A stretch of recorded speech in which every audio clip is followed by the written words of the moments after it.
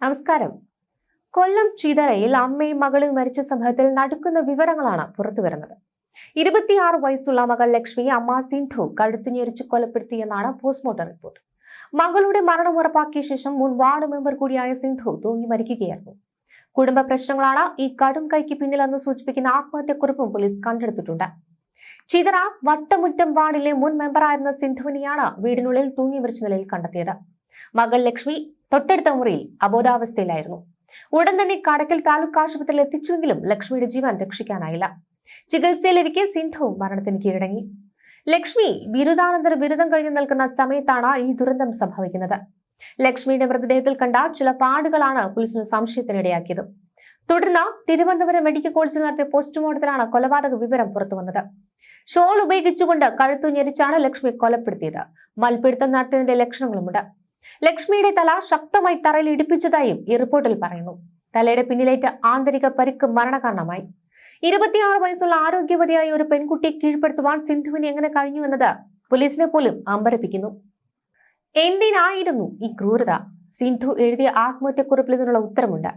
മകളെ ഞാൻ കൊണ്ടുപോകുന്നു, ഒറ്റയ്ക്കാക്കി പോകാൻ വയ്യ എന്നായിരുന്നു സിന്ധുവിന്റെ കുറിപ്പ്. കഴിഞ്ഞ കുറച്ചു കാലമായി സിന്ധു വലിയ മാനസിക വിഷമത്തിലായിരുന്നു എന്നാണ് നാട്ടുകാരൊക്കെ പറയുന്നത്.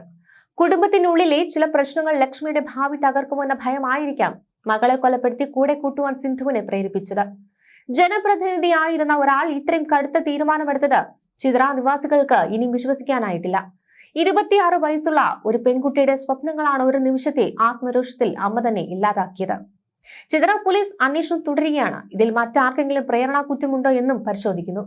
ചിതറ പോലീസ് നിലവിൽ സിന്ധുവിന്റെ ഫോൺ രേഖകളൊക്കെ പരിശോധിച്ചു വരികയാണ്. മരണത്തിന് തൊട്ടു മുൻപുള്ള മണിക്കൂറുകളിൽ സിന്ധു ആരെങ്കിലും വിളിച്ചിരുന്നോ, ആരോടെങ്കിലും തന്റെ മാനസിക പ്രശ്നങ്ങൾ പങ്കുവച്ചിരുന്നോ എന്നൊക്കെയാണ് പോലീസ് പരിശോധിക്കുന്നത്. താൻ പോകുമ്പോൾ തന്റെ മക്കൾ ഒറ്റപ്പെട്ടു പോകുമെന്ന തോന്നലിൽ നിന്നാണ് അമ്മമാർ ഇത്തരം എക്സ്റ്റെൻഡഡ് സൂയിസൈഡ് അഥവാ കൊലപാതകത്തിന് ശേഷമുള്ള ആത്മഹത്യകൾ ചെയ്യുന്നത്. തീവ്രമായ വിഷാദമോ നിസ്സഹായാവസ്ഥയൊക്കെയാകാം സിന്ധുവിനെ ഇതിലേക്ക് നയിച്ചത്. മാനസിക സമ്മർദ്ദം അനുഭവിക്കുന്നവർക്ക് സഹായത്തിനായി ദിശ 1056 പോലുള്ള സംവിധാനങ്ങൾ നിലവിലുണ്ട്.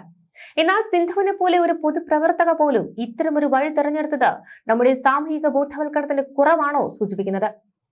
മകളുടെ വിവാഹത്തെക്കുറിച്ചും ഭാവി ജീവിതത്തെക്കുറിച്ചും ഒക്കെ സിന്ധുവിന് വലിയ ആശങ്കകൾ ഉണ്ടായിരുന്നതായി പറയപ്പെടുന്നുണ്ട്.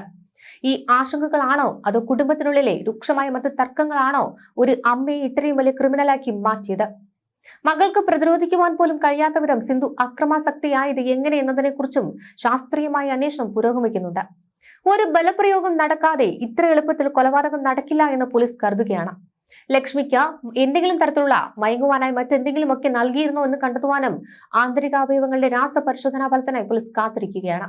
കൂടാതെ സിന്ധുവിന്റെ ആത്മഹത്യക്കുറിപ്പിൽ പരാമർശിക്കുന്ന കുടുംബ പ്രശ്നങ്ങളിൽ ആർക്കെങ്കിലും നേരിട്ട് പങ്കുണ്ടോ എന്നറിയുവാനായി ബന്ധുക്കളുടെ മൊഴിയും രേഖപ്പെടുത്തും. പലപ്പോഴും അതിതീവ്രമായ പൊസസീവ്നെസ് അല്ലെങ്കിൽ ഞാൻ ഇല്ലാത്ത ലോകത്തിന്റെ മക്കൾ സുരക്ഷിതരല്ല എന്ന തെറ്റായ ബോധ്യം ഇത്തരം ക്രൂരതകളിലേക്ക് നയിക്കാം. ലക്ഷ്മിക്ക് 26 വയസ്സായിട്ടും അവളെ ഒരു സ്വതന്ത്ര വ്യക്തിയായി കാണുവാൻ അമ്മയ്ക്ക് കഴിയാതെ പോയതാകാം ഈ ദുരന്തത്തിന്റെ കാതൽ. രാഷ്ട്രീയ പ്രവർത്തനങ്ങളിലൂടെയും പൊതുസേവനത്തിലൂടെയും സിന്ധു നേടിയെടുത്ത സൽപ്പേരെല്ലാം ഈ ഒരൊറ്റ നിമിഷത്തെ കടുങ്കയോടെ ഇല്ലാതായി. ഒരു ജനപ്രതിനിധിയിൽ നിന്ന് ആ നാട് ഒരിക്കലും പ്രതീക്ഷിക്കാത്ത ക്രൂരതയുടെ ബാക്കി പത്രമായി മാറുകയാണ് ഈ കേസ്.